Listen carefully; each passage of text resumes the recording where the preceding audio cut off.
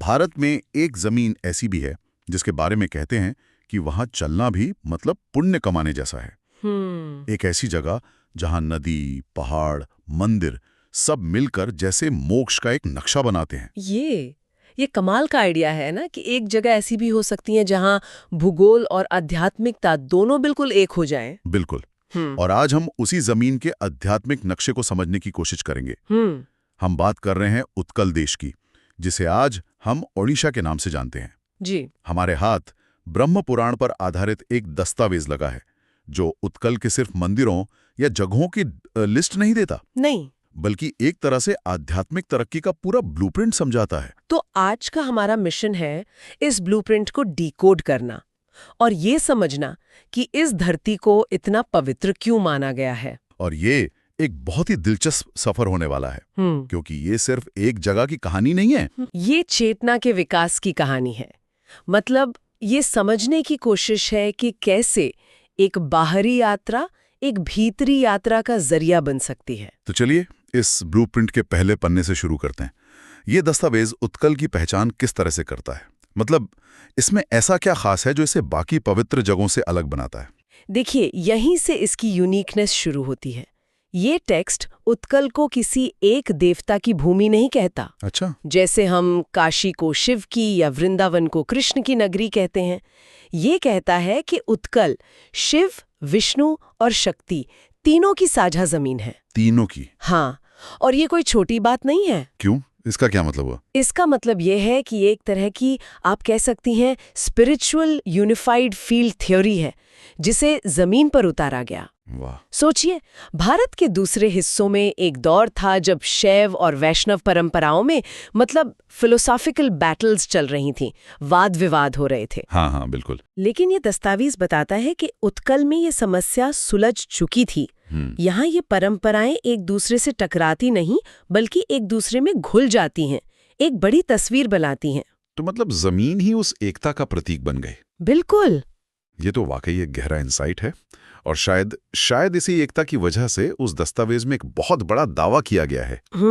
उसमें लिखा है, उत्कल में किया गया छोटा कर्म भी महान फल देता है। अब ये बात एक मॉडर्न इंसान को थोड़ी जादुई लग सकती है। सही बात है। क्या टेक्स्ट इसके पीछे कोई तर्क देता है, सिर्फ आस्था के अलावा? बहुत अच्छा सवाल है। देखिए, टेक्स्ट इसे जादू की तरह नहीं बल्कि विज्ञान की तरह पेश करता है। वो एक एनालॉजी देता है उपजाऊ जमीन की। उपजाऊ जमीन? हाँ, जैसे आप एक बंजर जमीन में बेहतरीन बीज भी डाल दें तो शायद कुछ ना उगे, लेकिन एक बेहद उपजाऊ जमीन में साधारण सा बीज भी लहलहा उठता है। ये दस्तावेज कहता है कि उत्कल की भूमि आध्यात्मिक रूप से इतनी फर्टाइल या जागृत है कि यहाँ किए गए कर्म, चाहे वो सेवा हो, दान हो या सिर्फ एक सच्ची प्रार्थना, उसका असर कई गुना बढ़ जाता है। ये जगह आपके इरादों को, आपकी स्पिरिचुअल एफर्ट्स को एम्प्लीफाई कर देती है। ठीक है, तो ये जमीन एक तरह का स्पिरिचुअल एम्पलीफायर है। बिल्कुल। अगर ऐसा है तो इस जमीन पर मौजूद कौन सी जगह हैं जो इस एम्प्लीफिकेशन का केंद्र मानी गई हैं? चलिए शिव तीर्थों से शुरू करते हैं। बिल्कुल। तो जब हम कर्म के फल की बात कर रहे हैं तो सबसे पहले खुद को उस फल को पाने के लायक बनाना होता है। सही बात है। और यहीं पर शिव की भूमिका आती है। दस्तावेज दो खास जगहों का जिक्र करता है, एकाम्र क्षेत्र यानी आज का भुवनेश्वर और कपिलेश्वर महादेव। दिलचस्प बात यह है कि इन्हें सिर्फ पूजा पाठ की जगह नहीं बल्कि साधना भूमि कहा गया है। साधना भूमि शब्द तो कई जगहों के लिए इस्तेमाल होता है। हिमालय को भी साधना भूमि कहते हैं। तो पुराण के हिसाब से यहाँ की ऊर्जा में क्या फर्क है? फर्क है ऊर्जा के टाइप का। टेक्स्ट कहता है कि यहाँ रुद्र ऊर्जा हमेशा एक्टिव रहती है। रुद्र ऊर्जा? जी। रुद्र शिव का वो रूप है जो तोड़ता है, जो भस्म करता है। लेकिन क्या आपके अहंकार को, आपके अज्ञान को, आपकी पुरानी आदतों को। अच्छा।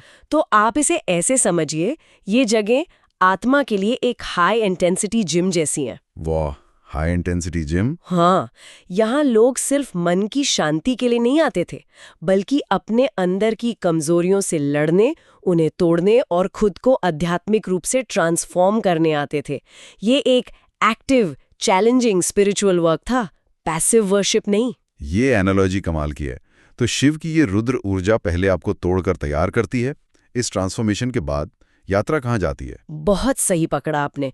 देखिए, यात्रा का अगला पड़ाव टूटने के बाद जुड़ने का है। रुद्र ऊर्जा अहंकार को डिसॉल्व करती है, उसे तोड़ती है। लेकिन यात्रा यहीं खत्म नहीं होती।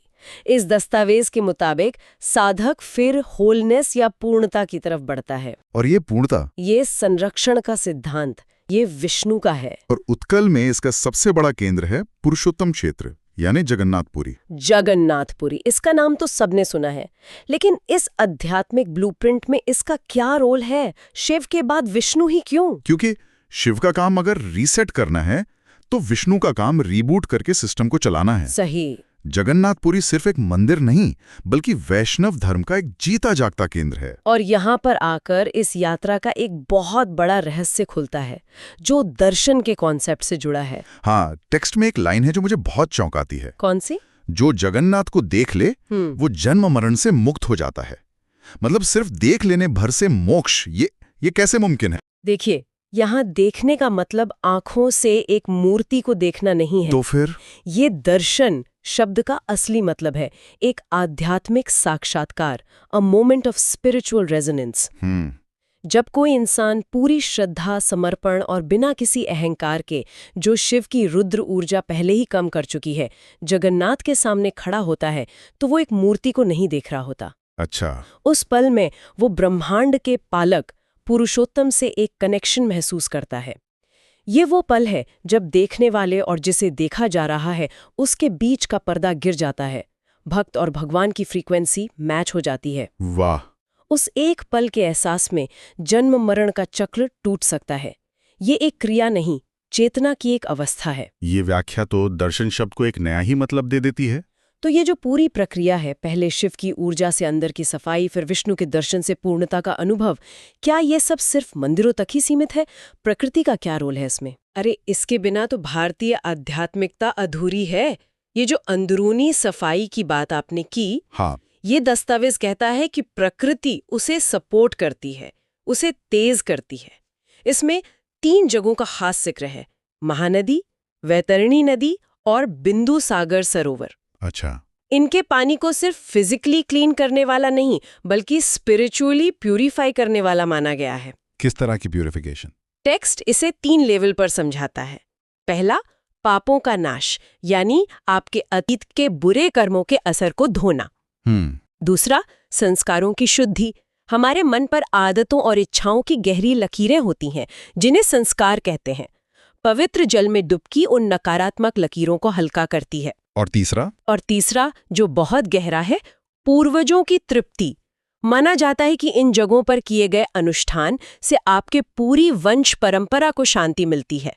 तो ये शुद्धि सिर्फ आपकी नहीं, बल्कि आपके अतीत और भविष्य दोनों की है। तो हमारे पास देवताओं की ऊर्जा है, प्रकृति की शुद्ध करने की शक्ति है, लेकिन इस कहानी में इंसान कहाँ है?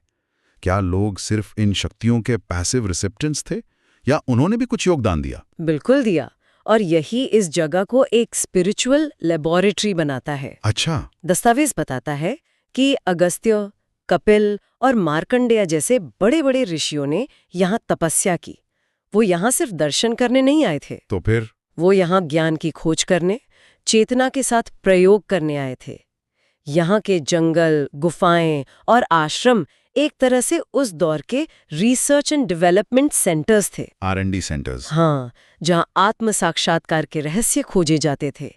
इसीलिए ये जमीन सिर्फ भक्तों की नहीं, ज्ञानियों और योगियों की भी रही है। तो अगर मैं इन सब चीजों को जोड़कर देखूं, तो ऐसा लगता है कि उत्कल की यात्रा सिर्फ एक जगह से दूसरी जगह जाना नहीं है। ये एक पूरी तरह से डिजाइन की भी प्रक्रिया है। एकदम सही। और टेक्स्ट इसके लिए एक बहुत सुंदर लाइन इस्तेमाल करता है। वो कहता है, उत्कल की यात्रा जीव से ब्रह्म तक की यात्रा है। जीव से ब्रह्म तक की यात्रा। इसका मतलब है कि ये एक जियोग्राफिकल जर्नी से ज्यादा एक साइकोलॉजिकल और स्पिरिचुअल एवोल्यूशन है। हर मंदिर, हर नदी, हर कहानी उस अंदरूनी सफर का एक पड़ाव है, एक टूल है जो आपको अपनी सीमित पहचान जीव से निकालकर असीम चेतना ब्रह्म का अनुभव कराने में मदद करता है। ठीक है, तो ये ब्लूप्रिंट जीवन जीने का एक तरीका बताता है, लेकिन जीवन के सबसे बड़े सत्य, मौत के बारे में क्या? मैंने सुना है कि इस दस्तावेज में मौत को लेकर एक बहुत ही क्रांतिकारी विचार है। हाँ, और शायद यही इस ब्लूप्रिंट का सबसे चौंकाने वाला और क्लाइमैक्टिक हिस्सा है। आमतौर पर हम मौत को डर से, दुख से, यमराज के भय से जोड़ते हैं, लेकिन ये टेक्स्ट कहता है कि उत्कल में देह छोड़ने वाले को यम का भय नहीं होता। इसका क्या मतलब? क्या वहां मौत का कानून अलग है? इसका प्रतीकात्मक अर्थ ज्यादा गहरा है। देखिए, ब्रह्म पुराण का दावा है, उत्कल में मृत्यु बंधन नहीं, मुक्ति है। बंधन नहीं, मुक्ति है? जी, ये कोई जादुई छूट नहीं है। इसके पीछे एक लॉजिक है। लॉजिक ये है कि इस पूरे आध्यात्मिक इकोसिस्टम का मकसद ही यही है कि इंसान जीते जी अपनी चेतना को सांसारिक मोह माया से ऊपर उठा ले। जब आप शिव की ऊर्जा से गुजरते हैं, विष्णु के दर्शन करते हैं, पवित्र नदियों में स्नान करते हैं, तो आपकी चेतना धीरे धीरे ईश्वर की तरफ मुड़ जाती है। तो जब मौत का पल आता है तो मन दुनिया की चीजों में नहीं फंसता। अच्छा। वो स्वाभाविक रूप से उस परम चेतना की ओर खिंच जाता है जिससे वो जीवन भर जुड़ने की कोशिश करता रहा। इसलिए मौत एक दरवाजा बंद होना नहीं, बल्कि मुक्ति का एक दरवाजा खुलना बन जाती है। वाह! ये शरीर का अंत है, आत्मा का बंधन नहीं।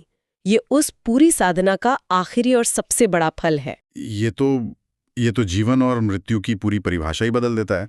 इसका मतलब ये सारी जगहें, ये सारे कर्मकांड, ये असल में मौत की तैयारी के लिए हैं।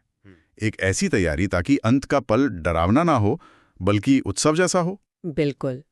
और अब हम इस ब्लूप्रिंट के आखिरी और सबसे जरूरी हिस्से पर आते हैं। जी। इन सभी तीर्थों, नदियों और कहानियों का असली सार क्या है? क्या ये सब सिर्फ ओडिशा जाकर ही किया जा सकता है? इस पर दस्तावेज का नजरिया बहुत साफ है। वो कहता है कि असली तीर्थ बाहर नहीं, भीतर है। भीतर है। उत्कल की भौगोलिक यात्रा हमें उस भीतरी यात्रा के लिए सिर्फ तैयार करती है। और वो भीतरी तीर्थ क्या है? उसे कैसे खोजा जा सकता है? दस्तावेज के मुताबिक उत्कल हमें असल में 3 चीजें सिखाता है: सेवा, भक्ति और संयम। सेवा, भक्ति और संयम। सेवा यानी दूसरों के लिए करुणा, भक्ति यानी ईश्वर के प्रति पूरा समर्पण, और संयम यानी अपने मन और इंद्रियों पर काबू। जब ये 3 गुण किसी इंसान के जीवन में उतर आते हैं तो वो इंसान खुद एक चलता फिरता तीर्थ बन जाता है। उसे फिर किसी बाहरी तीर्थ की जरूरत नहीं रहती। टेक्स्ट में एक बहुत ही जबरदस्त लाइन है जो शायद इसी बात को कहती हैं। कौन सी? जहां अहंकार गिरता है वहीं उत्कल प्रकट होता है। और यही पूरी बातचीत का निचोड़ है। यही उस ब्लूप्रिंट का आखिरी रहस्य है। आप जगन्नाथपुरी के सामने खड़े हों या अपने घर के कमरे में, अगर आपके अंदर अहंकार है तो आप तीर्थ से मीलों दूर हैं। सही बात है। और जिस पल चाहे कहीं भी आपका अहंकार गिरता है और आपके अंदर विनम्रता और समर्पण का भाव आता है, उसी पल आपके भीतर उत्कल यानी उत्कृष्ट कला या दिव्यता का जन्म होता है। वाह! असली तीर्थ यात्रा उस बाहरी जमीन पर चलना नहीं, बल्कि अहंकार को गिराकर अपने अंदर की उस दिव्यता को पाना है। नदियों की शुद्ध करने की शक्ति से लेकर ऋषियों की ज्ञान भूमि तक। और हमने ये भी समझा कि ये सिर्फ एक भूगोल का टुकड़ा नहीं, बल्कि चेतना की एक अवस्था है। हाँ। एक ऐसा आध्यात्मिक इकोसिस्टम जहां कर्म, जीवन और यहां तक कि मृत्यु के मायने भी बदल जाते हैं। ये दस्तावेज एक बहुत ही शक्तिशाली विचार के साथ खत्म होता है। जो उत्कल की पवित्रता के असली मतलब को समझ ले, उसका जीवन स्वयं एक तीर्थ बन जाता है। और शायद यही आज की बातचीत का सबसे बड़ा टेकअवे है। बिल्कुल। तीर्थ कोई मंजिल नहीं है जिसे पाकर यात्रा खत्म हो जाए। तीर्थ तो जीवन जीने का एक तरीका है, सेवा, भक्ति और संयम का तरीका। और जब जीवन इस तरह से जिया जाता है तो हर दिन, हर काम एक पूजा बन जाता है। आज की इस बातचीत के बाद मेरे मन में एक सवाल आ रहा है जो शायद सोचने जैसा है। जी बताइए। अगर असली उत्कल अहंकार की गिरने पर ही हमारे अंदर प्रकट होता है, तो किसी की अपनी जिंदगी में वो कौन से पल या अनुभव रहे हैं जिन्हें वो अपना निजी उत्कल कह सकता है? वो कौन से मौके थे जब अहंकार पीछे छूट गया और किसी गहरी, सच्ची और सुंदर चीज का एहसास हुआ? इस विचार के साथ आज की ये गहरी पड़ताल समाप्त करते हैं।